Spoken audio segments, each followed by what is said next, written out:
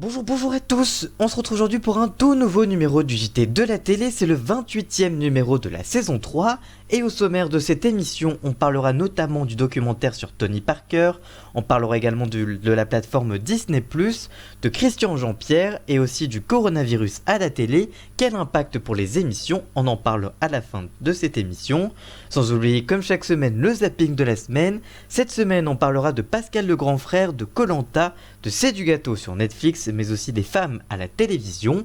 On en parle dans le zapping de la semaine et comme chaque semaine, on terminera avec le sondage de la semaine qui concerne encore le coronavirus. Y a-t-il trop de coronavirus à la télé? On en parle à la fin de cette émission. On vous a posé la question et on vous donnera le résultat. Ça, c'est à la fin de l'émission et on en parle juste après le générique. C'est parti, générique.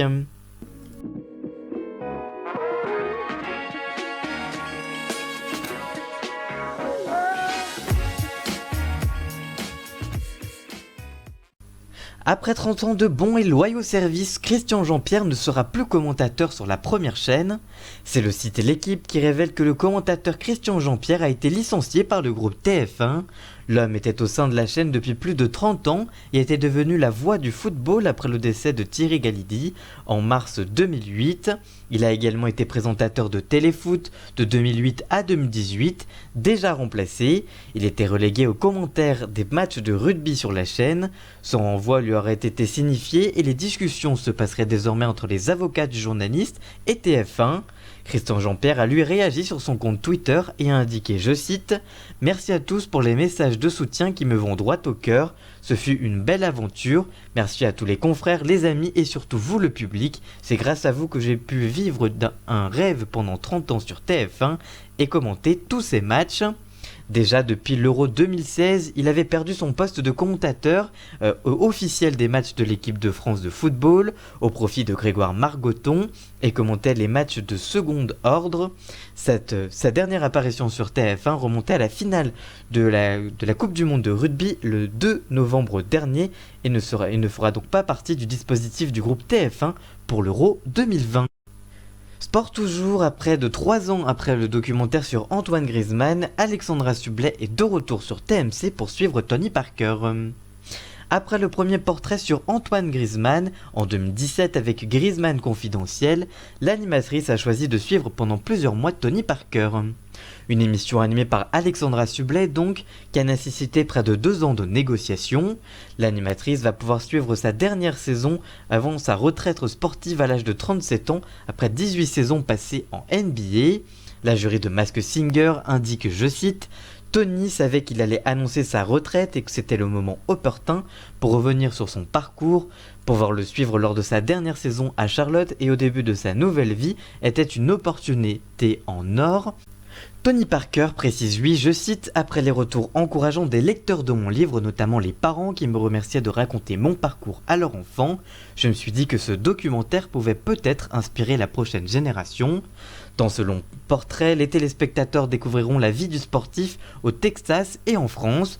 Autour de ses moments de vie, des témoignages rares de ses proches, comme sa mère, sa femme ou encore ses enfants, mais aussi Teddy Riner, Thierry Henry, Matt Pokora, Michael Jordan, mais également le regretté Kobe Bryant, qu'Alexandra Sublet a pu rencontrer pour l'une de ses dernières interviews avant sa disparition dans un accident d'hélicoptère. En novembre 2017, sur TMC, Griezmann Confidentiel avait rassemblé en moyenne et en audience veille 831 000 téléspectateurs et 3,6% du public et 5,7% sur les femmes responsables des achats de moins de 50 ans. Et la rencontre Alexandra Sublet et Tony Parker sera à découvrir le mardi 24 mars prochain à partir de 21h15 sur TMC sous le nom Tony Parker Confidentiel. Avant de passer à la suite de votre JT de la télé, on passe à cette toute nouvelle chronique du zapping des infomédias. Les infos de la télé dont il ne fallait pas passer à côté, c'est tout de suite, juste après ce petit jingle.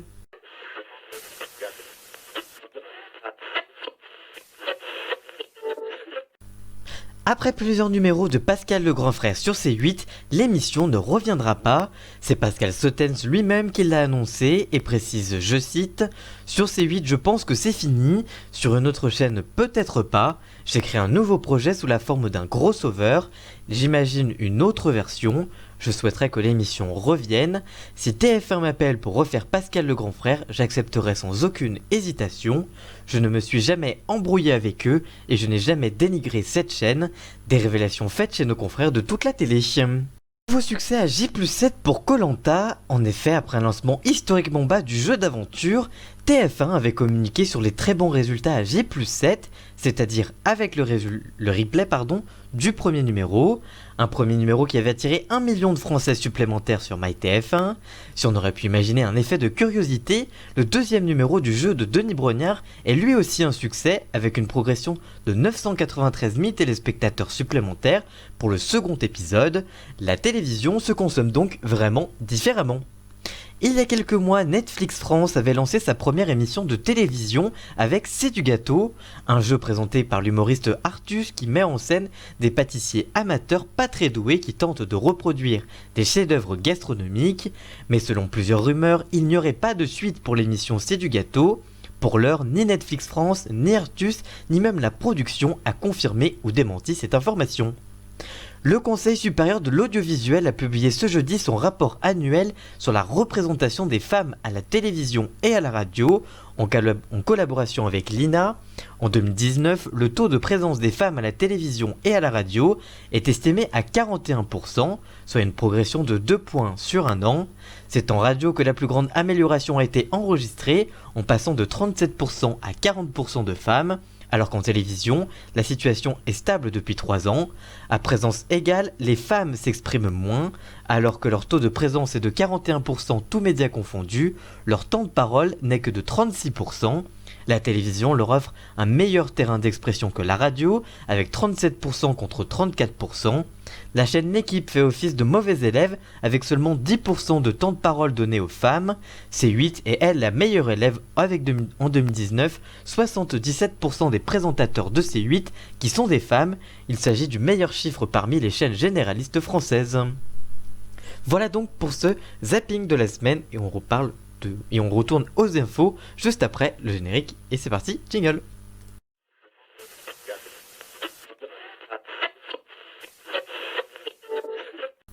Il y a quelques jours, Disney+ a révélé la très longue liste de près de 1000 titres qui sera disponible dès le lancement de la plateforme en France. Alors que la plateforme ouvre ses portes sur le territoire français le 24 mars prochain, Disney+ a dévoilé la liste des titres qui y seront disponibles. Il y aura d'abord plusieurs créations originales annoncées pour son lancement, comme les séries The Mandalorian ou The High School Musical. La liste inclut les séries, téléfilms, films d'animation, documentaires et films sortis ces 80 dernières années par le studio pour un prix de seulement 6,99€ par mois. Vous retrouverez notamment la saga Benjamin Gate ou encore John Carter et les 4 premiers volets de la franchise Pirates des Caraïbes avec Johnny Depp. Jake Gyllenhaal sera également de la partie dans Prince of Persia, Les Sables du Temps et Tron l'Héritage. Mais ce n'est pas tout, les classiques Aladdin, Alice au Pays des Merveilles, Bambi, Blanche-Neige et les 7 Nains, Cendrillon, Dumbo, Hercule, La Belle au Bois dormant, Cusco, La Belle et la Bête, La Petite Sirène, Le Bossu de Notre-Dame ou encore Le Livre de la Jungle, Le Roi Lion, Les 101 Dalmatiens, Merlin l'Enchanteur, Mulan, Peter Pan, Pocahontas et Tarzan seront proposés sur la plateforme. Le téléfilm Disney+ Camp Rock avec les Jonas Brothers ou encore les 2 téléfilms Hannah Montana avec Miley Cyrus seront aussi disponibles, comme la trilogie High School Musical avec Zac Efron. Princesse malgré elle et sa suite Un mariage de princesse figurent également au catalogue, ainsi que Heiki Friday. Côté série, l'intégralité de Hannah Montana, de la vie de la croisière de Zack et Kobe, les sorcières de Wellerwick Place et Phénomène Raven seront aussi sur la plateforme. Le catalogue Pixar ajoute également les films Là-haut, Le Monde de Nemo ou encore les 3 premiers Toy Story, mais aussi Wall-E et vice versa, mais également les 2 premiers Avengers, et ainsi que Ant-Man, Iron Man 2 et 3, Thor et sa suite, mais aussi les films produits par la Fox, comme Disney a récemment les a récemment rachetés, comme les 4 Fantastiques, et sa suite, et tous les X-Men jusqu'à l'Apocalypse. Disney+ permettra également à ses abonnés d'enchaîner l'intégralité des films de la saga Star Wars jusqu'au 7e volet, le Réveil de la Force, qui a relancé la franchise en 2015, et les séries dérivées, Lego Star Wars, Star Wars Rebels et Star Wars The Clone Wars seront également accessibles. Sister Act et sa suite, Maman j'ai raté l'avion et ses deux suites, Madame Doubtfire et les films de la saga d'animation L'Âge de glace, Percy Jackson, La Mélodie du bonheur, La nuit au musée 2, Garfield, Dr. Dolittle, Avengers et Splash seront aussi disponibles, mais ce n'est pas tout, puisque Disney+ a annoncé également que l'intégralité des 30 saisons des Simpsons seront toutes disponibles dès la sortie de la plateforme. Depuis plusieurs semaines, la France est touchée par le récent coronavirus qui fait trembler le monde. Quel impact sur le monde de la télévision? On en parle et on fait le point. Les émissions sans public. En Italie, plusieurs talk-shows et divertissements en public doivent se passer depuis plusieurs jours de public à cause du coronavirus. En France, pour le moment, ce n'est pas le cas puisque seulement les rassemblements de plus de 1000 personnes sont interdits. Le plus souvent, les publics ne dépassent pas des centaines de personnes, mais si la situation se durcit, ces derniers pourraient être interdits. Pour l'heure, Quotidien met seulement en place du gel hydroalcoolique pour le public et prend la température avant que le public ne rentre sur le plateau. Pour Touche pas à mon poste, c'est la même chose. Le public doit prendre sa température pour entrer dans la Canal Factory, lieu de tournage de l'émission.